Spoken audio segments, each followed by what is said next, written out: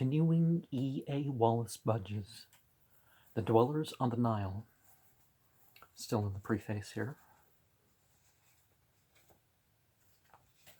The discovery made by a peasant woman at Tal al-Amarna in 1888 of the Common Era, of a hoard of clay and mud tablets inscribed in a Semitic language.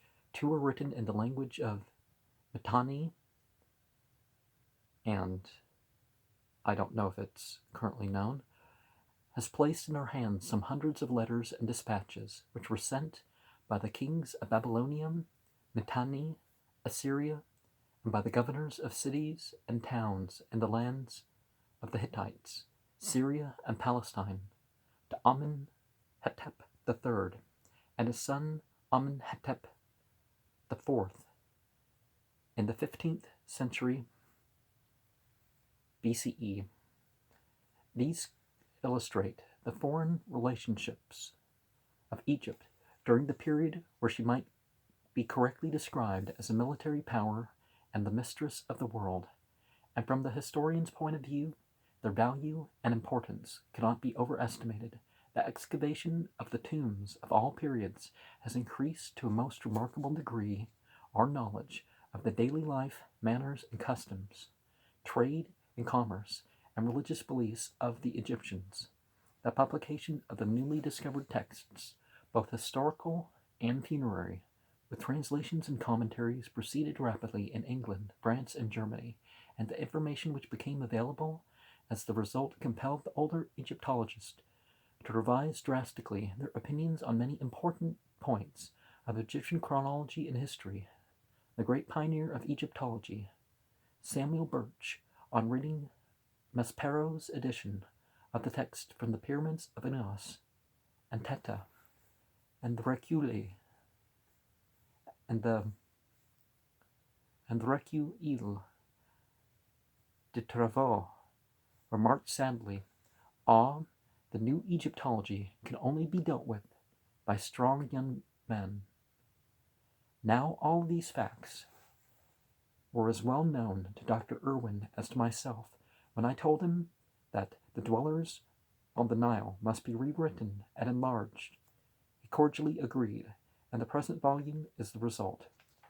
It was impossible to deal, even briefly, with the difficult subjects of origin, race, language, chronology, etc., of the ancient Egyptians in a small work of this kind, and it was therefore decided to concentrate on the daily life of the people, and to add only such fundamental facts as would enable the reader to understand the general character of their history, religion, and literature. An attempt has been made in this book to describe the life of the ancient Egyptians from, so to speak, their cradles to their graves. The introduction contains a brief summary of the growth and development of the rule of the dynastic kings over a unified Egypt, and a list of their names derived from the monuments, to assign exact dates to the kings who reigned before the 18th dynasty, about 1580 to 1350 BCE, is at present impossible, for the necessary facts are wanting. Accurate dating is not possible until the end of the 8th century BCE. It is known now that scores of kings reigned independently in Lower Egypt, and presumably in Upper Egypt also, before the unification of the two Egypts under Narmer or Aha. But the total length of their reigns cannot be even guessed at, and the pre-dynastic monuments are silent on this point. According to Manetho, who wrote a history of Egypt for Ptolemy II, Philadelphus in the 3rd century BCE, the first rulers of Egypt were considered to be gods, who were followed by those considered to be demigods, and the Neguis are spirits, and the total length of their reign was 24,836 years. These figures, like those which state that the 10 kings reigned in Babylonia, for 456,000 years are, of course, fabulous. Well, perhaps they represent dynasties or something. But they are useful as showing that the Egyptian civilization was believed to be very, very old, from the time of Lepsius. From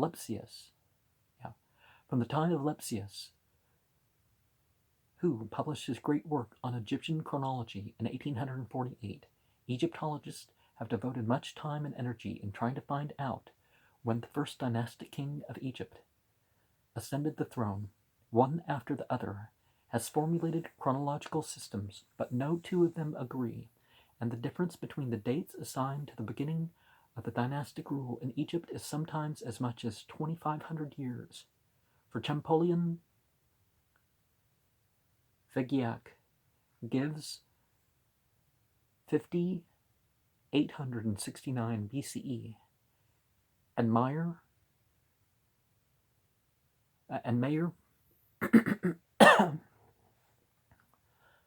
which one is it? 3315 BCE. Some scholars have tried to fix dates to the Egyptian history by calculations based on astronomical data, and have assumed that Egyptians were acquainted with and used the Sothic cycle, Sirius and all that. But these were not to be depended upon, for the Egyptians were ignorant of the Sothic cycle of 1461 years, as they were of the Phoenix period. Again, evidence has proven that point wrong. This has been well shown by Nicklin in the Classical Review, volume 14, from 1900, page 146 to 148. Again, Recueil de Travaux, volume 31, 1909, page 106, and Tor, Memphis and Mycenae, 1896. The native Egyptian king lists are exemplified by the series of names found at Abydos, Karnak, and Saqqara, have been shown by the evidence of the monuments to be incomplete, and the fragmentary list found in the Turin papyrus is only helpful in the case of certain dynasties. Valuable information about the order of succession and acts of several of the kings of the dynasties of the Old Kingdom has been supplied by the fragment of the stela now known as Palermo stela, the chronological importance of which was first recognized by H. Schaffer, but it does not enable a complete scheme of Egyptian chronology to be formulated. Within the last few years, various scholars have suggested restorations of the portions of the text that are lacking on the stela, but none is satisfactory or convincing. For discussion on the subject, see Mayer D. Altera Chronologie Babyloniens, Assyriens und Ägyptiens, Stuttgart, 1925, page 40. The cuneiform inscriptions have helped greatly in fixing approximate dates for the kings of the 18th dynasty, about 1580 to 1350 BCE, but for no earlier period.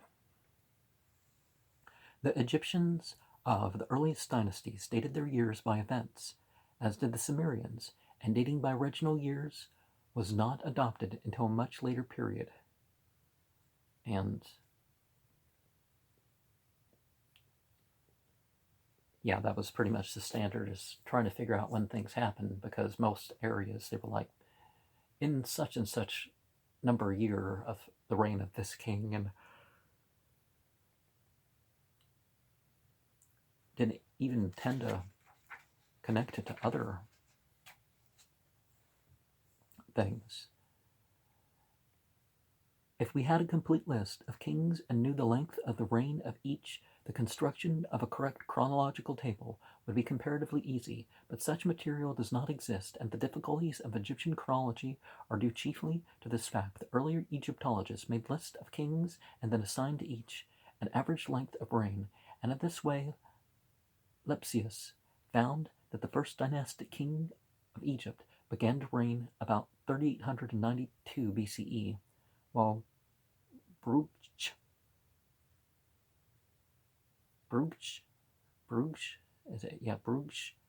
gave his date as 4400 BCE. It has been shown that the latter date is too early, and that the lengths, according to him, of the periods between the 6th and the 12th and the 18th dynasties were too long. Taking the evidence available as a whole, there seems to be no doubt the first dynastic king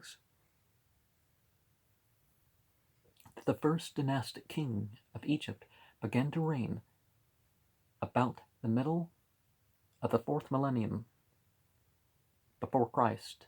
Well, before the Christian Christ. The Bible has a series of Christ, and Christ was just a chief priest, or a little earlier.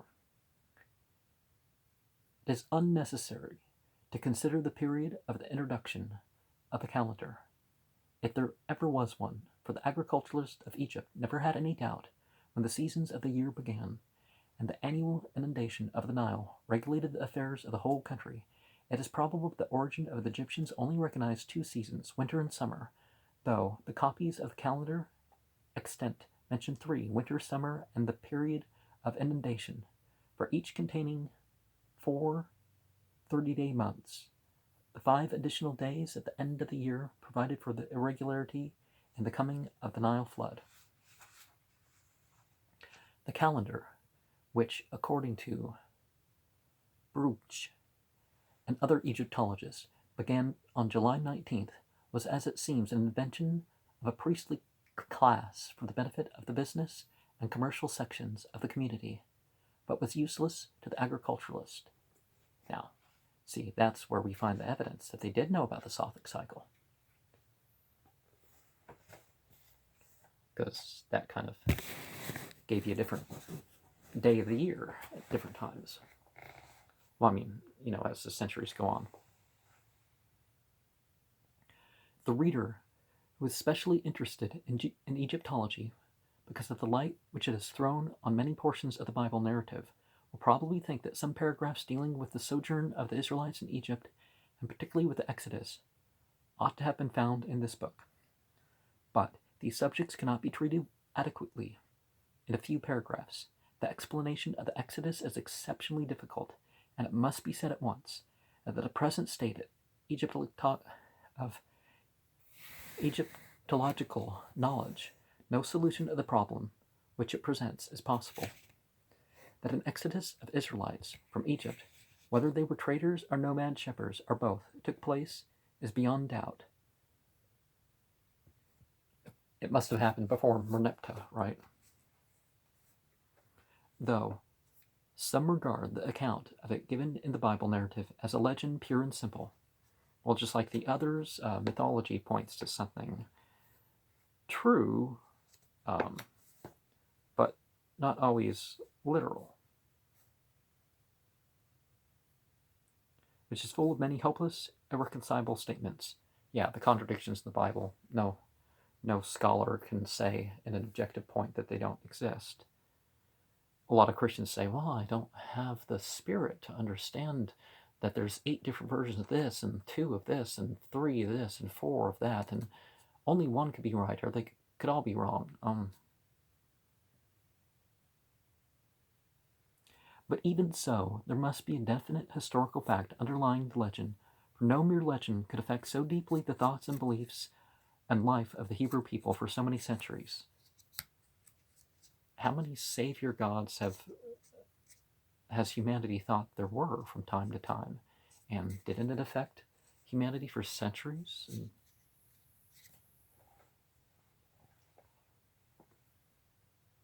Josephus connected the Exodus with the expulsion of the Hyksos from Egypt, and very probably he is right, but it is doubtful if the writer of the book of Exodus knew anything about the triumph of Amasis I and the flight of the Hyksos from Egypt into Palestine and Syria.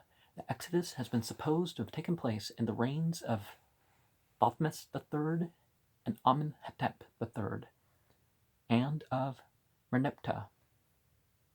And it's been stated definitely that the last named was the pharaoh who pursued the Israelites and was drowned in the Red Sea. Well, drowned in a tidal marsh is different than the Red Sea, and the earlier version among the Jews was not the Red Sea, but the Reed Sea. So, and Haman, being the priest, would have been under some sort of Amen priesthood that things happen. So, Amenhotep III makes sense in that respect too. Viewed as an ordinary event, the Exodus would have been impossible under Thutmose III, who held Western Asia in the palm of his hand, or under Amenhotep. But an exodus from Egypt in the early years of the reign of Merneptah was possible, and it is truly that the king boasts in his triumph inscription, dated in the 5th year of his reign, on the stela in Cairo, that he had left Israel without seed and Syria a widow.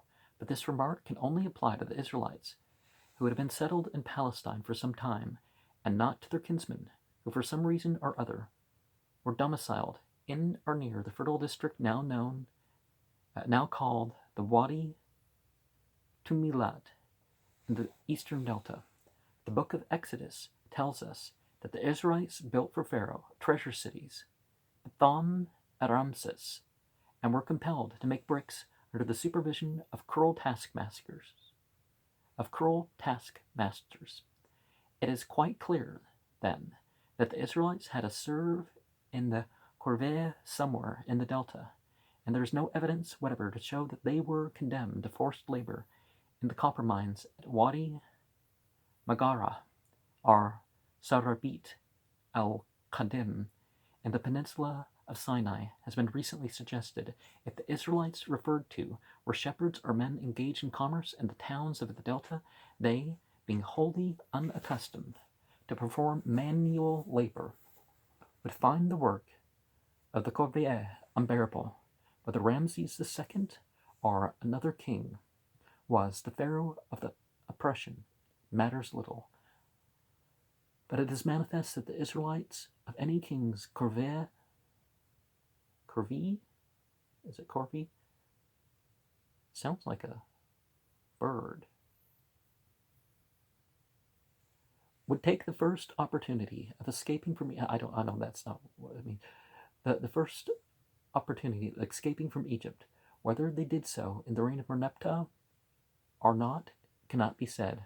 I cannot see that this king's boast of his destruction of the Israelites and Palestine makes an exodus of the Israelites from the delta on the death of Ramses II impossible. It does not follow that there was only one exodus of Semites from Egypt. In fact, it is reasonable to suppose that during every period of anarchy, it was actually probably a few hundred years before that, I forget exactly when neither life nor property was safe, such could escape to a place of refuge. Such as who could escape to a place of refuge would do so. There is no good reason for doubting that Israelites were dwelling in the Wadi Tumilat or Goshen, which kind of ties one to a particular Goetia entity, number 11, I think. You can see that that's possibly the origin of that. In the 13th or 14th century BCE, or even earlier, and that owing to some conflict with the government of the day, either about taxes or forced labor, actually there was a period of drought, and that's why they put something at a particular date earlier, that kind of would match in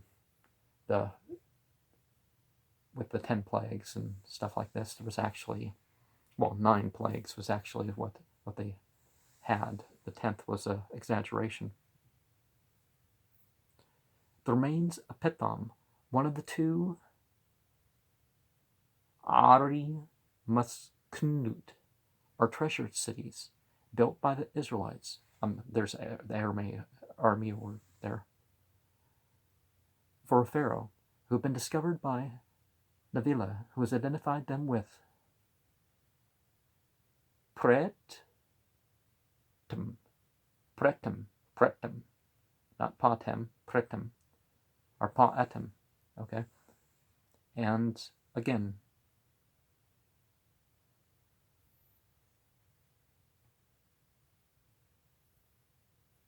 preyitum, the modern Tal al-Maskuta, at the eastern end of the Wadi Tumilat.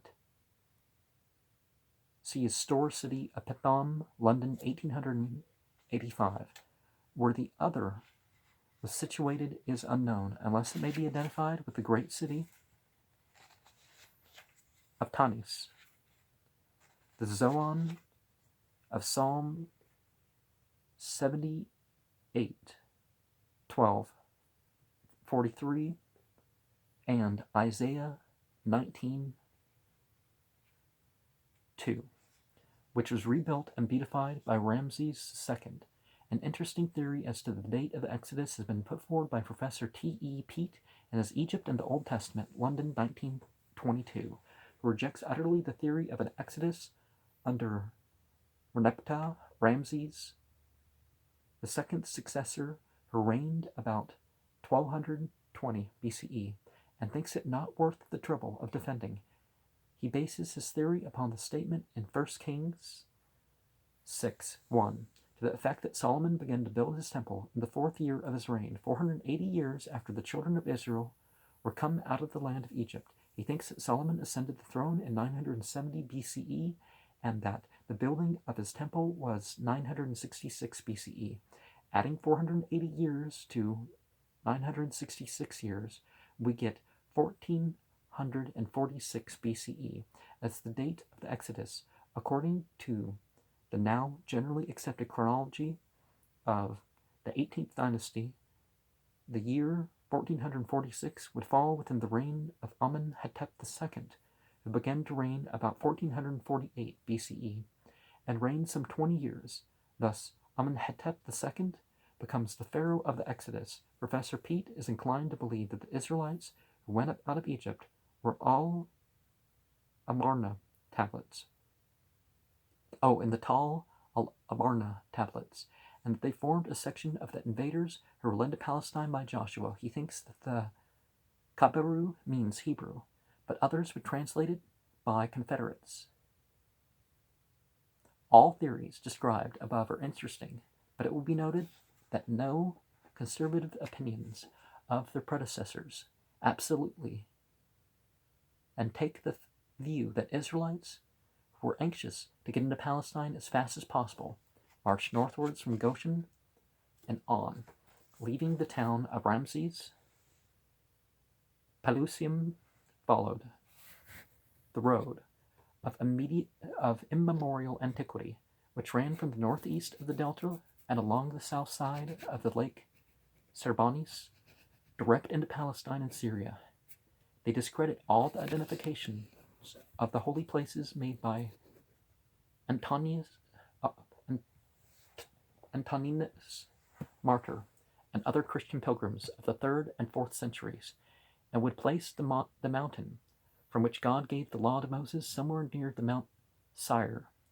They further point out that most of the places mentioned in the Old Testament narrative could not be identified, and that such identifications of sites on the supposed route of the Exodus have been made by Navilla cannot be escaped. The arguments in favor of the view that the Israelites left Egypt by way of the Wadi Tumilat and crossed one end of the lake Timsah are the Bitter Lakes, and proceeded from the peninsula of Sinai are well set forth by Neville in his store city of Pithom, and the route of the Exodus, London, 1903, the shrine of Saft el-Henna, and the land of Goshen, London, 1888, and Archaeology of the Old Testament, London, 1913.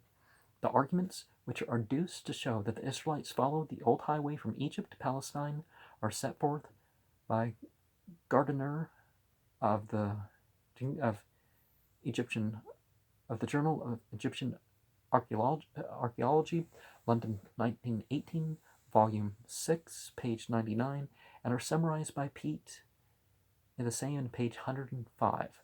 But so long as we do not know what the original form of the story of the Exodus was, and cannot eliminate from the version that we have the obvious interpolations and omissions and mistakes of the editors and scribes who lived very many centuries after the events recorded in it. And so long as we know nothing of the physical condition of the Isthmus of Suez at the time when the Exodus took place, and of its geography, we are powerless to say which theory is right or wrong. No pharaoh would instruct his court scribes to set down in writing an account of the manner in which the Israelites, who had succeeded in escaping from one or the other of his corvies, left his country. Therefore, it is futile to look to the Egyptologist for an explanation of the Exodus. For like the critic of the Hebrew text, he lacks necessary information and evidence. Well, if you take it away from the fantastic and put it down to reasonable numbers, maybe he doesn't lack evidence. And it must be never forgotten that the account of the Exodus given in the Bible is the story of a miracle, or rather a succession of miracles, which are beyond the experience of everyday life and cannot be dealt with by the ordinary canons of criticism. Whilst writing the last chapter of this book, that on the Egyptian dead, it was suggested to me by a scholar of eminence that I should devote a section of it to a full description of the Egyptian tombs and discuss it in the pyramids of Giza, and especially the Great Pyramid, one of the most remarkable tombs in the world. He was anxious that the discoveries made by Messrs. Davidson and H. Aldersmith, and described in their joint work, The Great Pyramid, Its Divine Message, London 1924, should be made known to all who are interested in the history of Egypt, and thought that a popular work, like The Dwellers on the Nile, would help to bring this about. Now, the 3 pyramids of Giza have always appealed to the imagination of visitors to Egypt, many of whom have refused to believe that they were funerary buildings intended to cover the graves of the 3 great kings of the 4th dynasty, Khufu, Khafra, and Menkaura, and thought and maintained that they had some other but unknown purpose. What this purpose was, many thinkers have tried to find out. Well, and even more have speculated. In the second half of the 18th century of our era, John Taylor published a book in which he states that the Great Pyramid was built to convey to man a divine revelation, and that its unit of measure was the polar diameter inch. Well, certainly they were acting mythologically in all this building and whatnot. In 1864 to 1865, Piazzi Smith confirmed this view and said that the base circuit was a representation of the solar year. In 1865, Robert Menzies started the theory that the passage system of the Great Pyramid was a chronological representation of prophecy, that the scale was on one polar diameter to a solar year, and that the Great Gallery symbolized the Christian dispensation. Okay, I was wondering where they were going to follow the dispensationalist way of thinking. This dispensation column, J. Gardner R.E. said, started with the crucifixion placed by him in 31 of the Common Era.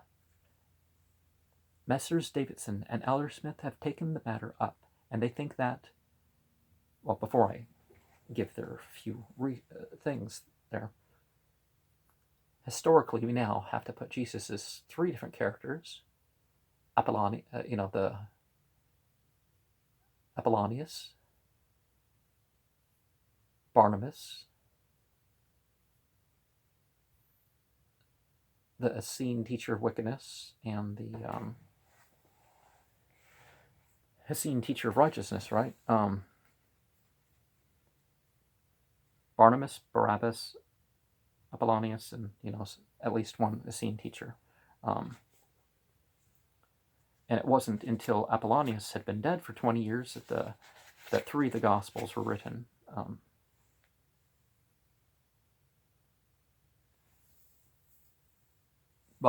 Started to write the other ones other than John, but John was really reread at Bacchus. But yeah, no one looking into a historical Jesus is going to really come across that there was only one. They're going to have to admit that, you know,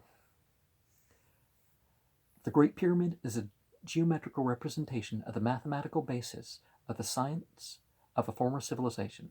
This civilization was the source of all subsequent civilizations, reduced in knowledge of natural law to a single general formula, the application of which was analogous to the modern application of Einstein's theory of relativity. This application left its impress on every form of constructional expression. The passage system is a graphic representation of a system of prophetical chronology intimately related to biblical prophecy. Now, the Berbers, and even later Herodotus, tell us where we're supposed to be looking for the origins of Egypt. And there's genetic and other evidence that ties the entirety of North Africa clear over to the eye of the Sahara and over. So Atlantis isn't quite what we thought, but it's a prehistoric culture, per se.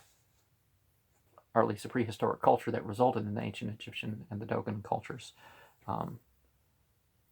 either when it broke up or by influence. To the explanation of this and other conclusions, the learned authors of these and other conclusions, the learned authors devote about 556 pages of text, illustrated by a series of plans, diagrams, tables, calculations, etc., of a highly technical character.